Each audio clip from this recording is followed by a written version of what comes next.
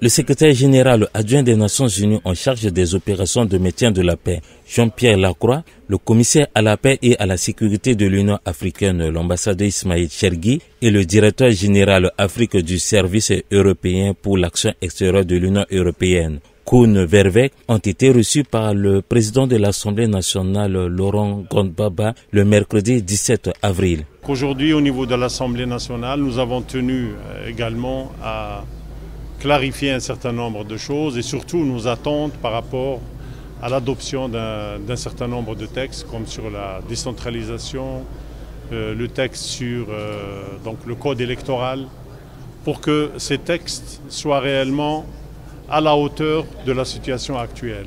Dans la même journée, la délégation a rencontré le président Faustin Archange Touadéra à la présidence de la République. Nous avons discuté en concret comment nous pouvons soutenir, par exemple, les membres de l'Assemblée nationale, d'aller sur le terrain, d'expliquer, de faire en sorte qu'ils soient représentés dans les comités de suivi de l'accord et ainsi de suite. Jean-Pierre Lacroix a renouvelé l'engagement des Nations Unies à poursuivre leur soutien aux côtés des autorités centrafricaines et des signataires de l'accord de paix, dont la recherche d'une paix durable en République centrafricaine. Nous avons,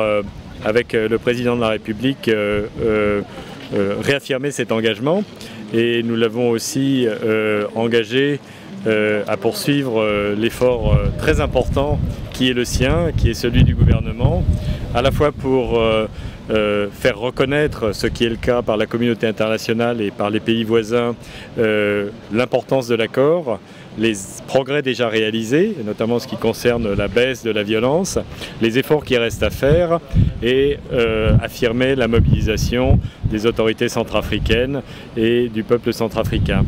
Durant 5 jours, la délégation a échangé avec les membres du gouvernement, les garants et les facilitateurs de l'accord politique, les représentants des partis politiques et de la société civile, ainsi que les diplomates accrédités en République centrafricaine.